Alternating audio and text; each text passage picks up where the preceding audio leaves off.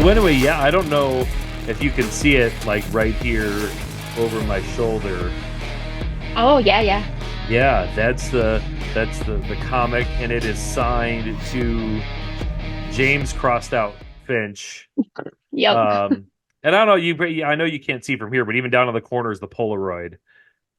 Oh, nice. Which I had to frame with it because I thought that was such a neat touch. Yeah. But I'm curious, like where because I think I know the story, but I'd love the listeners to know sort of like how that whole comic cover came to be, I guess. I think it was day two of Uncanny Experience. I was just looking around the showroom floor and I saw Zerdy's artwork and I was talking to my friend Milltown Cosplay and I was like, look at his stuff. I'm such a big fan of his work. And I'm pretty sure he overheard me just talking about his stuff. And then we walked up and just like, your stuff is really awesome, man. And he's like, great, cool. What's your Instagram? So I was like already honored that I was being followed by this comic artist. And then I don't know, like a week later, I got a message. Do you want to model for my comic cover as Rogue? I'm like, yeah. Like you have to ask. Yep, for sure, man. So a very very short story, but a very I don't know fairy tale ending kind of story. I think. Yeah, and that was cool that he asked because he could have just like Yeah. because it was just a picture off your Instagram he went off of, right? No, he asked me to do a specific image. So he's like, this is Oh. the pose I'm looking for. And I'm not allowed to share those images. So those are images that between Zerdy and myself. But yeah, I took specific images based on what he was looking for. And then he drew it based off of that. So that was cool. They were very nice photos too. So I'm a little sad I can't use them. Yeah. Lighting was perfect. It was like sun was going down, beautiful, but that's okay. They live But here, they live in my phone and in DMs. yeah, and it got to be immortalized in Yeah. an actual X-Men comic book cover. I mean, Hmm. for all of the X fans that I have met through the many decades of being an X-Men fan, you're like the first one I've met who like was a cover for an actual X-Men comic. And so that in and of itself I think is awesome. Yeah. It's something that was like a cosplay bucket list item for me to be on a comic cover because I follow people who've been on comic covers. I'm like, man, how did they do that? I want to do that. I'm like, someday when I'm big and famous like them. And I'm like, I didn't even have 10,000 followers when this happened. I'm like, oh, I guess numbers don't really matter. That's cool. Great, cool. The big ticket item on my bucket list already off the list. Cool, got to make some new goals. Right. That is so cool. Do you remember what it was like? Like, did he send you any like work in progresses along the way, or one day is it just like bam, here's the Yeah. final? No, he sent me lots of work in progresses, and I was always like, "Man, look at how great it is!" And I was like, "Cool, it's done." And he'd be like, "Look at this." I'm like, "Oh, he stepped it up. Oh, he stepped it up." And he just kept going. I think he did like 4 or 5 revisions. He had like a rough sketch of what he was going for, and then based on what I did, he revised it. It was cool to see like how he drew in the folds of the fabric based on how the folds of my fabric were in my reference photos. So it was kind of cool to see the comparisons and then the revisions that went along with it. Mm-hmm. That is really cool.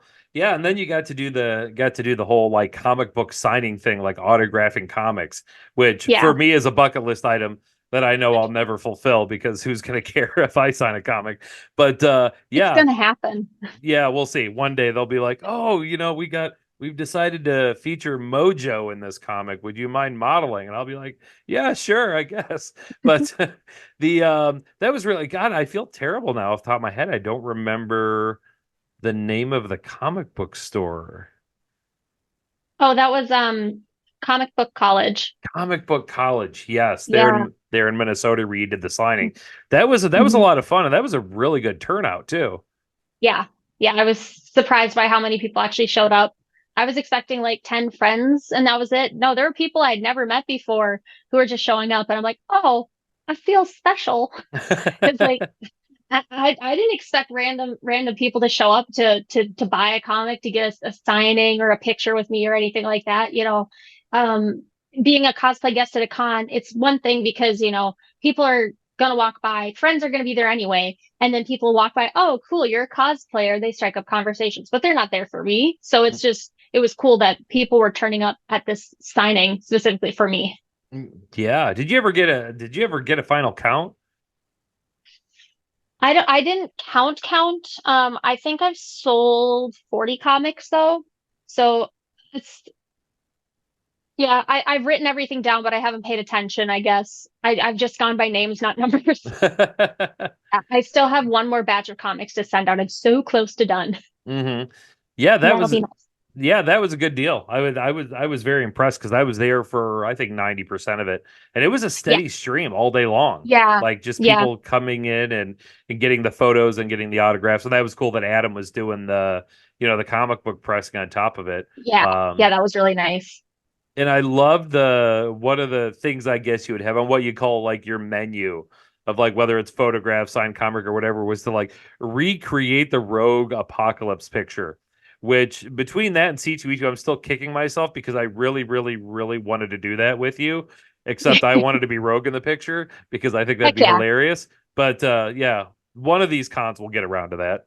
for sure. Yeah. I had the little sign somewhere. I don't know where it is now, but yeah, I wrote it down as I'll recreate that photo with you in quotations because yeah, I had one taker, so that was a it wasn't an intentional bucket list item, but I was like, I don't think anyone's gonna go for this, but if they do, cool. And someone did, I was like, cool.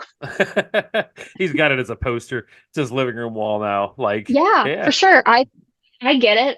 If I could get the apocalypse painted on my living room wall, I'd do that. That'd be cool. Oh, that'd be a good Like, idea.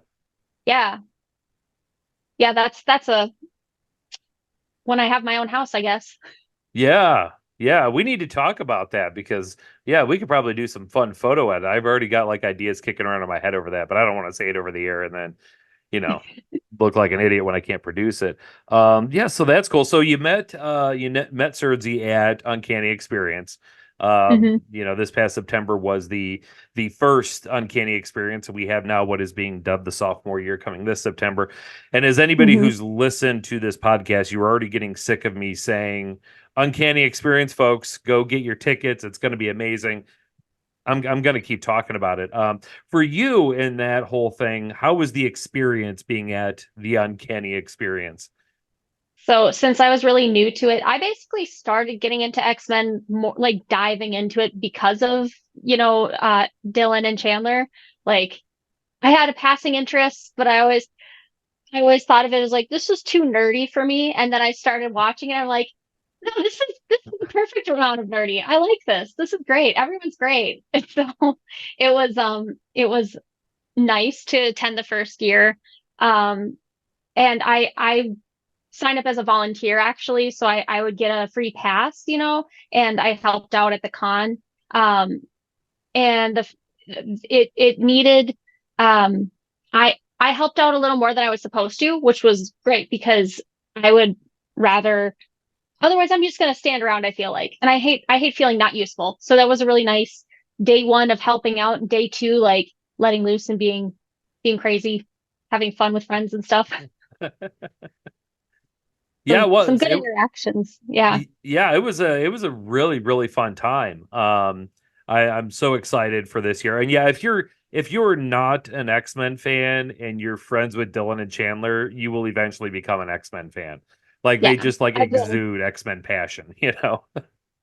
I've been able to quote things to people who are newer fans, and I'm like, oh yeah, when I can't think of an exact example, but like when this happens and this happens, and they start me like, what? And I'm really excited to be the person who now knows these random things. Just yeah. And I love it. We were talking before we started recording here that yeah, I think it's really important.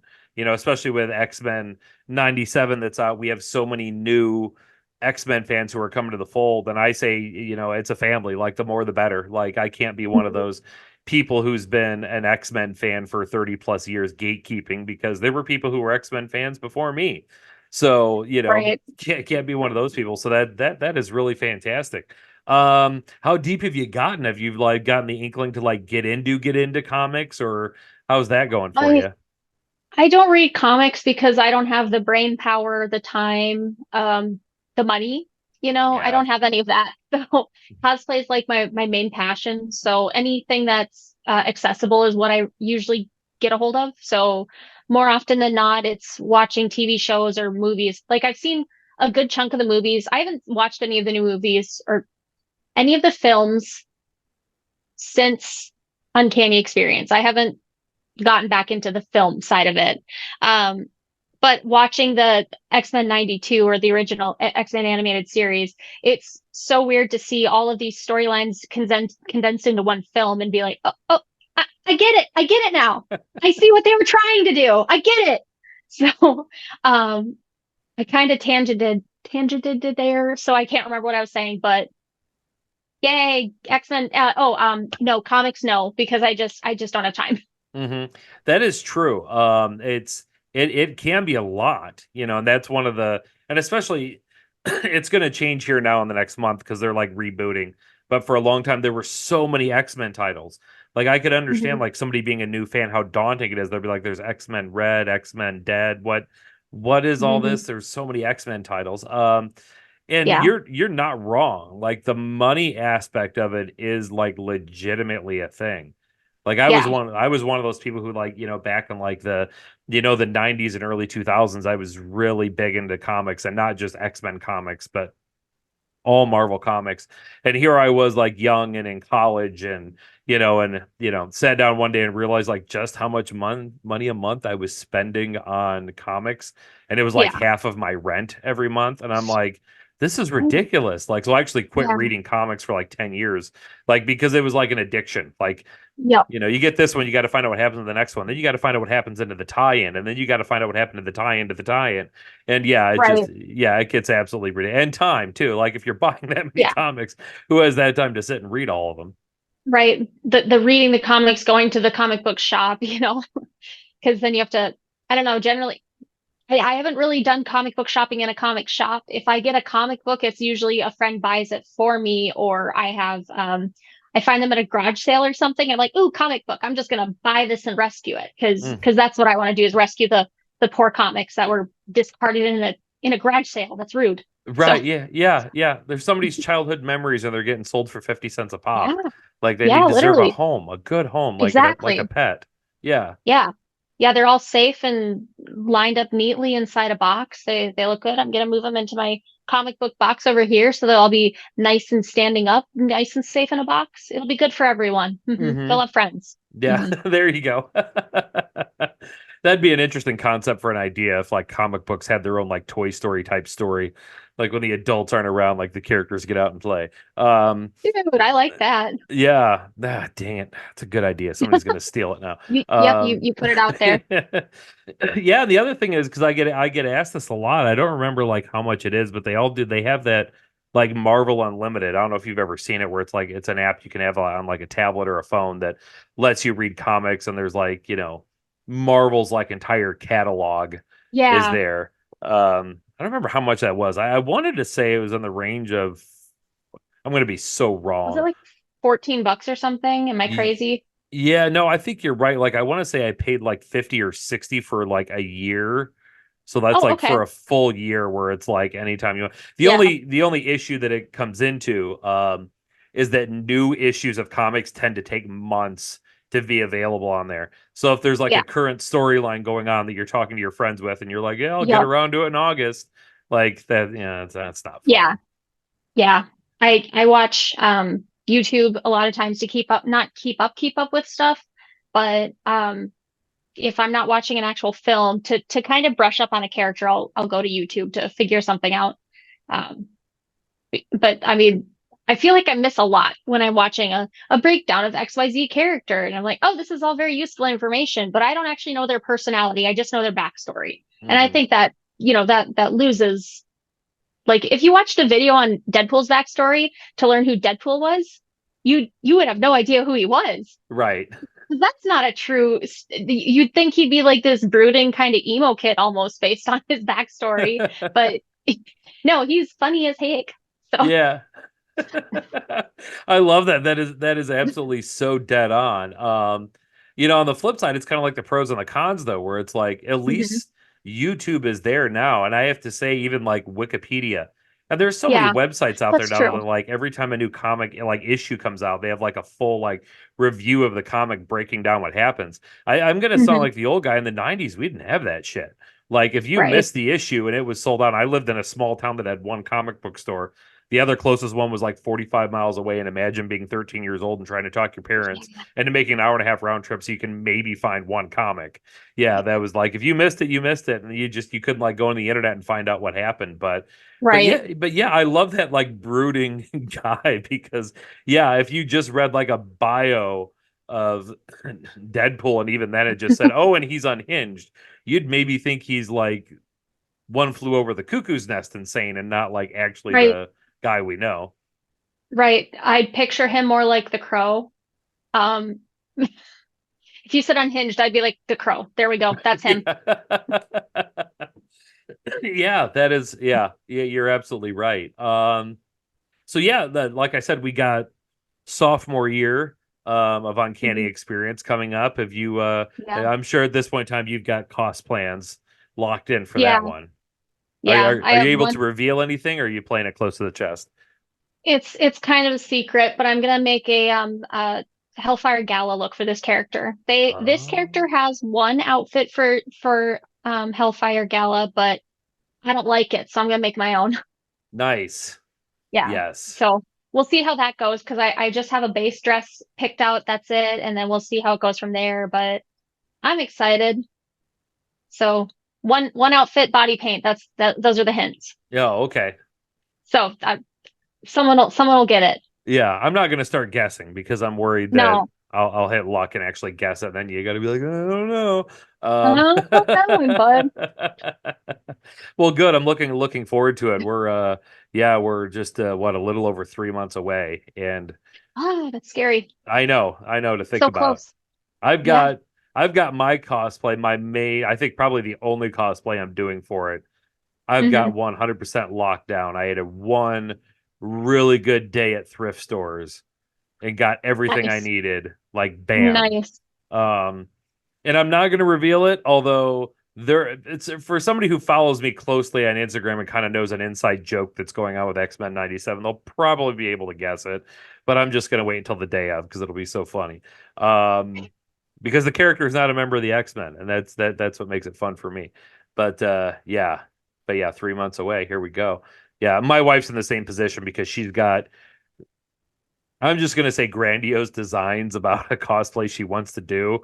And I'm Hmm. like, you've got 3 months. You've got 3 months. Like, let's roll, Right. So but yeah, that'll be cool. And in the same place again. Um, Yeah. yeah, I'm looking forward to it this year. One of the biggest regrets in my life is that last year for the Uncanny Experience, I only went on Saturday. And that's because Yeah. we kind of like we had this compromise thing going on where my best friend Kayla, who's the co-host of my other podcast, was coming into town from Florida. And we were kind Hmm. of she doesn't hate X-Men, but she's not a humongous X-Men fan. And so for her, it was kind of like, okay, let's do Uncanny Experience on Saturday, and then Sunday we do Ren Fair.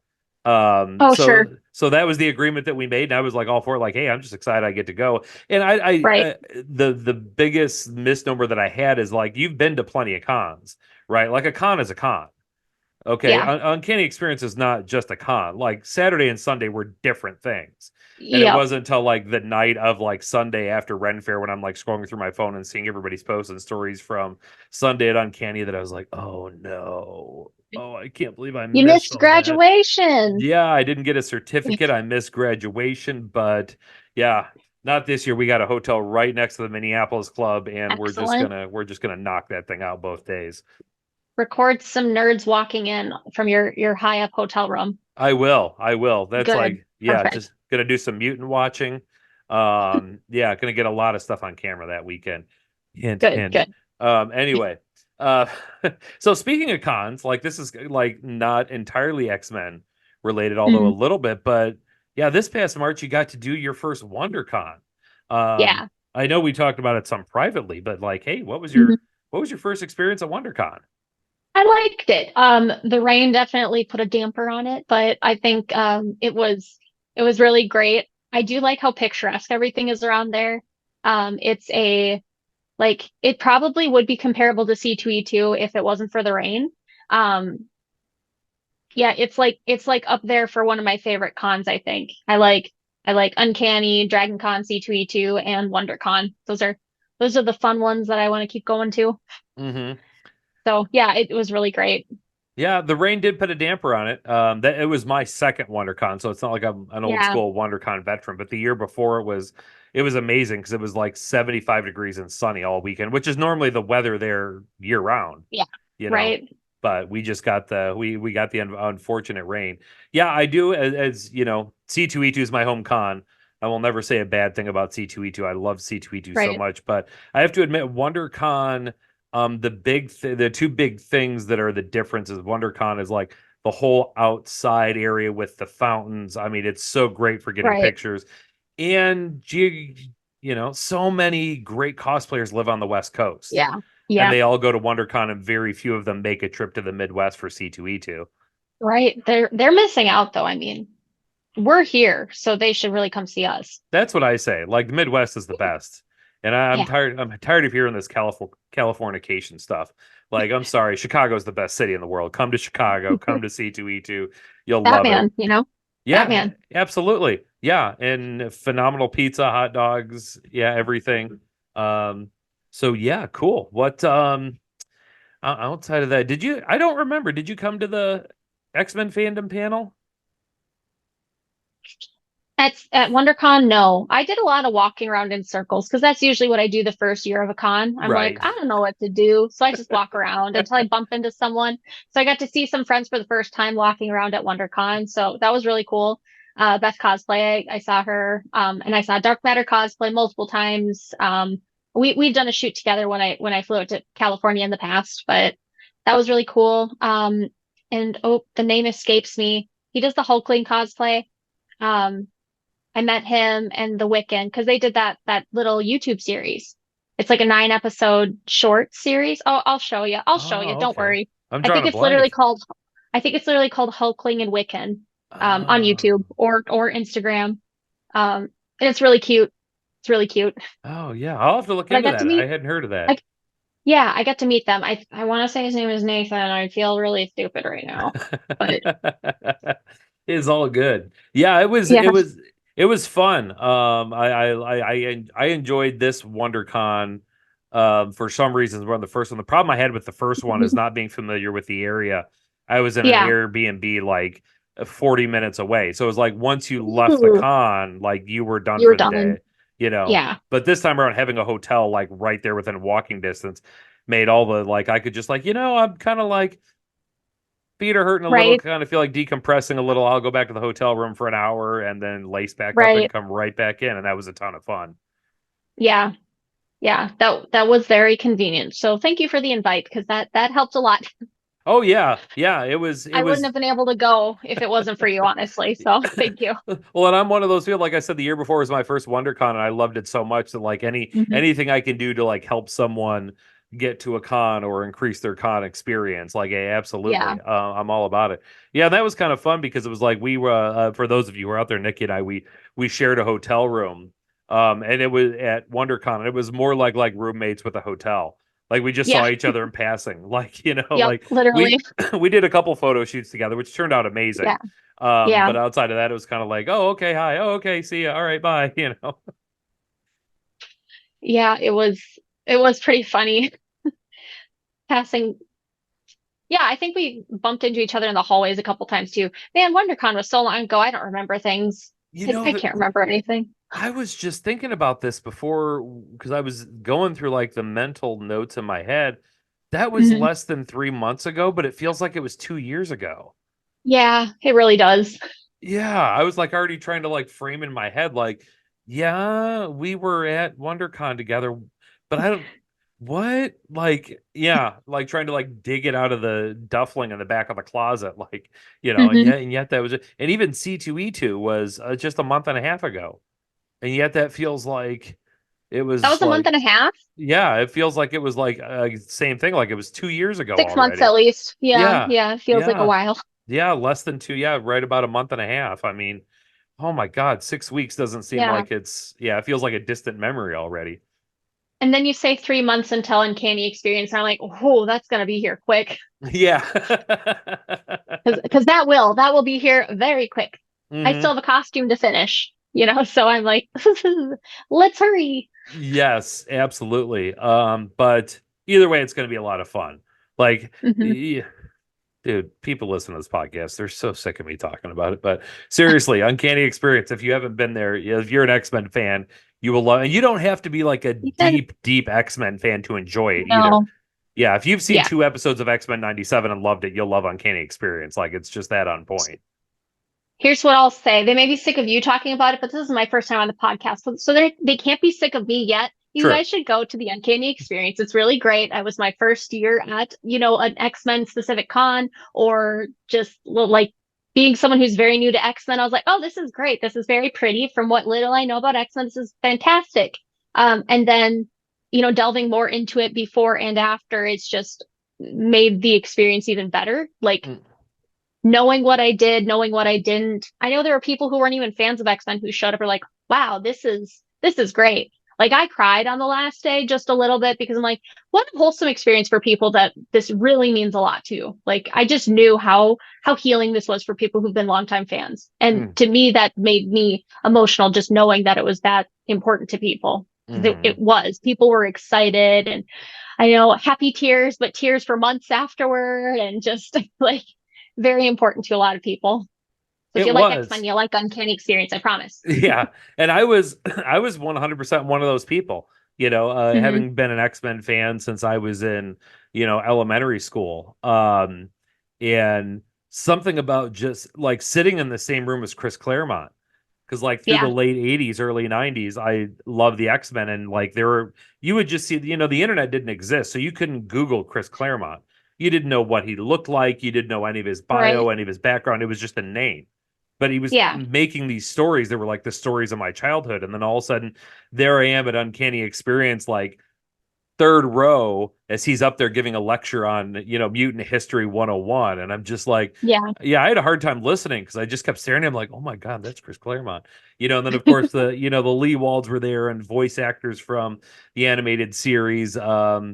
I've got right above your comic here, it's inverted, so yeah, right up there. There.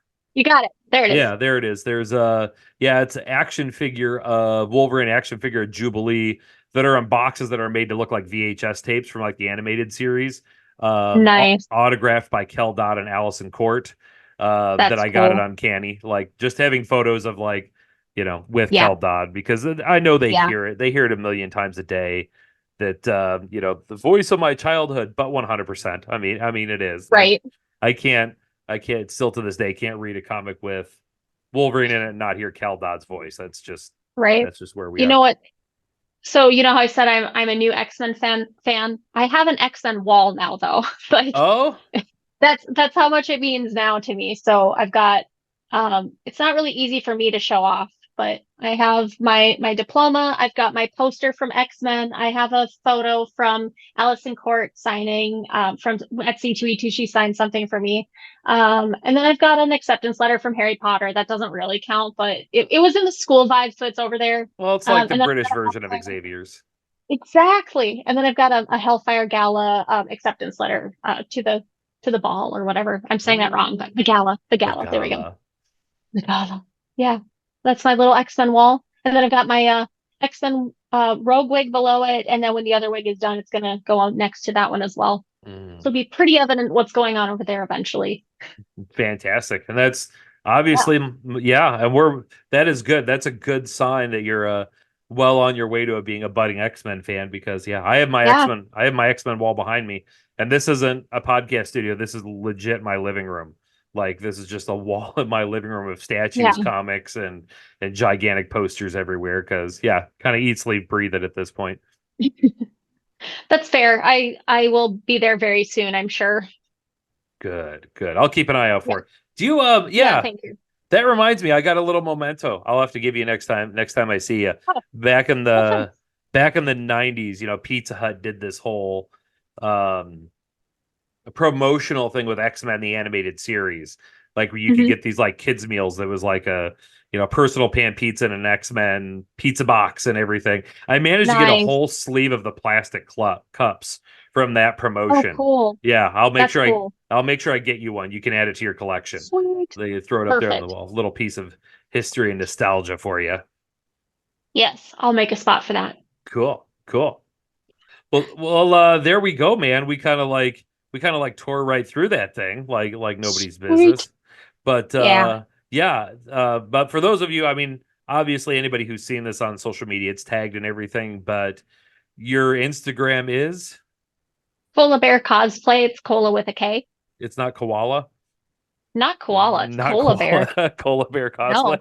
No. Cola bear, like Coca-Cola, the cola bear, cola polar bear, but cola with a K.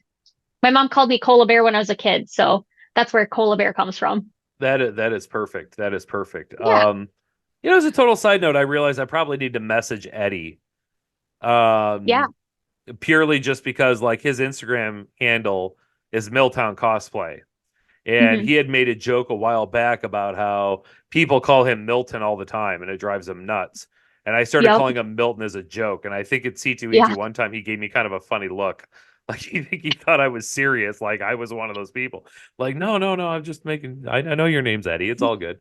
But yeah, anyway, that's a side note. But we are going to get out of here, ladies and gentlemen. Go check out all of Nikki's socials. She's such a fantastic cosplayer, genuinely awesome person. Both of us will be at Uncanny Experience. So I don't know if Hmm. we've mentioned it yet in this podcast that people Did you should know go to. Uncanny Experience is happening? Yeah, It's right? happening in like 3 months. It's going to be awesome. Yeah. In the Twin Cities, we're going to be there. Yeah, Nikki, thank you so much for coming on the podcast. Go check her out, folks. Go check out Uncanny Experience. And yeah, we'll get to talk to you again very soon. Cool. Thanks for having me. You bet. Adios. Bye, everybody.